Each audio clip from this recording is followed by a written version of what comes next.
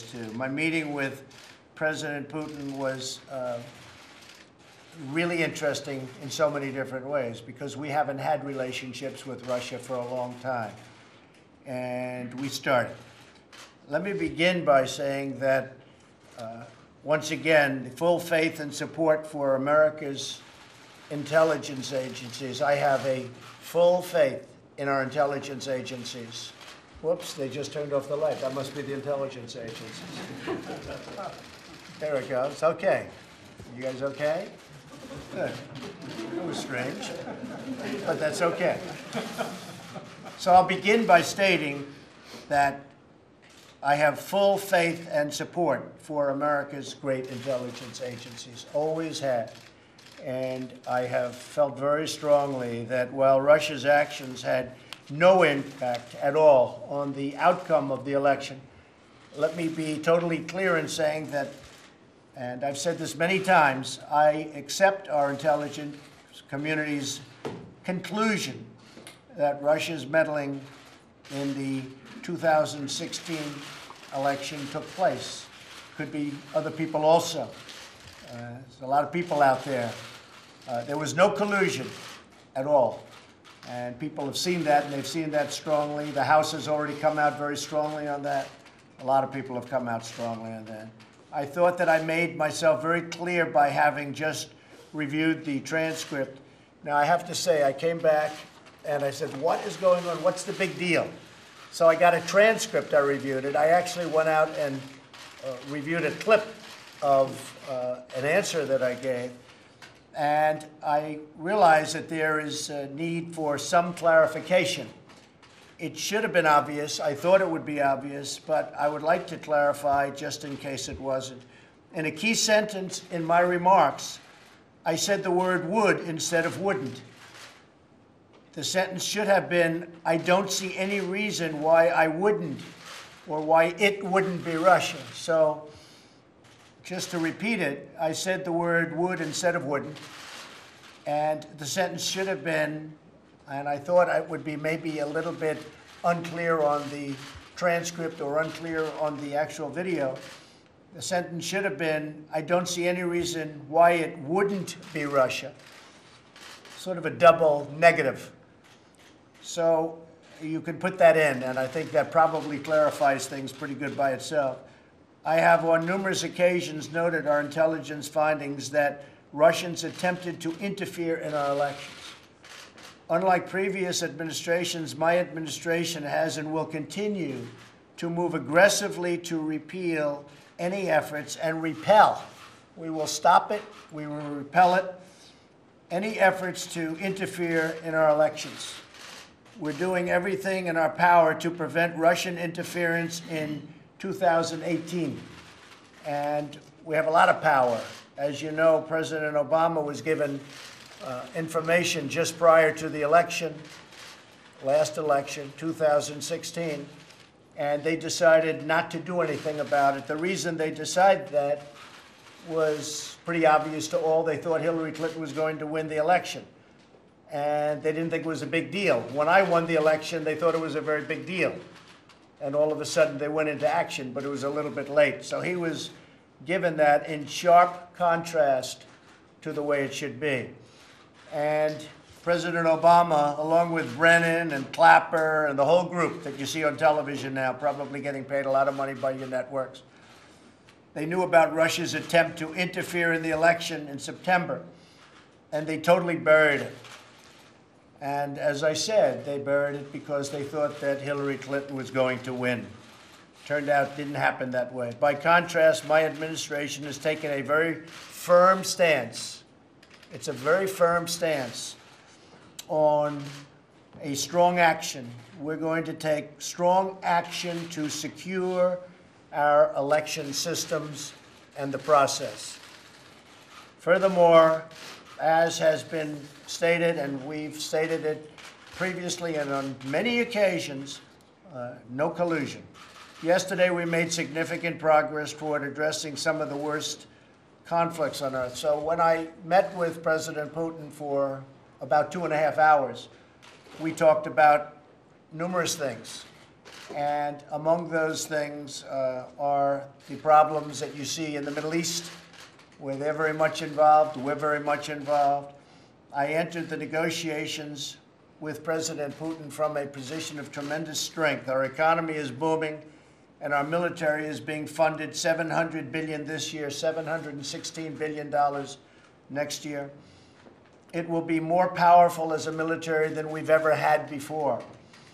President Putin and I addressed a range of issues, starting with the civil war in Syria and need for humanitarian aid and help for people in Syria. We also spoke of Iran and the need to halt the nuclear ambitions and the destabilizing activities taking place in Iran. As most of you know, we ended the Iran deal, which was one of the worst deals anyone could imagine, and that's had a major impact on Iran, and it's substantially weakened Iran, and we hope that at some point Iran will call us and we'll maybe make a new deal, or we maybe won't. But Iran is not the same country that it was 5 months ago, that I can tell you. They're no longer looking so much to the Mediterranean and the entire Middle East. They've got some big problems that they can solve probably much easier if they deal with us. So we'll see what happens. But we did discuss Iran. We discussed Israel and the security of Israel. And President Putin is very much involved now with us in a discussion with Bibi Netanyahu on working something out with surrounding Syria and specifically with regards to the security and long-term security of Israel. A major topic of discussion was North Korea and the need for it to remove its nuclear weapons. Russia has assured us of its support. President Putin said he agrees with me 100%, and they'll do whatever they have to do to try and make it happen. Discussions are ongoing, and they're going very, very well. We have no rush for speed. The sanctions are remaining. The hostages are back. There have been no tests. There have been no rockets going up for a period of 9 months. And I think the relationships are very good. So we'll see how that goes. We have no time limit. We have no speed limit. We're just going through the process. But the relationships are very good. President Putin is going to be involved in the sense that he is with us. He would like to see that happen. Perhaps the most important issue we discussed at our meeting prior to the press conference was the reduction of nuclear weapons throughout the world. The United States and Russia have 90%, as I said, and we can have a big impact. But nuclear weapons is, I think, the greatest threat of our world today. And they're a great nuclear power. We're a great nuclear power. We have to do something about nuclear. And so that was a matter that we discussed actually in great detail, and President Putin agrees with me. The matters we discussed are profound in their importance and have the potential to save millions of lives. I understand the many disagreements between our countries, but I also understand that dialogue in when you think about a dialogue with Russia or dialogue with other countries, but dialogue with Russia in this case, where we've had such poor relationships for so many years, dialogue is a very important thing, and it's a very good thing. So if we get along with them, great. If we don't get along with them, then we won't get along with them. But I think we have a very good chance of having some very positive things. I thought that the meeting that I had with President Putin was really strong. I think that they were willing to do things that, frankly, I wasn't sure whether or not they would be willing to do. And we'll be having future meetings, and we'll see whether or not that comes to fruition. But we had a very, very good meeting. So I just wanted to clear up. I have the strongest respect for our intelligence agencies headed by my people. We have great people, whether it's Gina or Dan Coates or any of them. I mean, we have tremendous people, tremendous talent within the agencies. I think they're being guided properly, and we all want the same thing. We want success for our country. So with that, we're going to start a meeting now on tax reductions. We're going to be putting in a bill. Kevin Brady is with us, and I might ask Kevin just to say a couple of words about that, and then we'll get back onto a private meeting.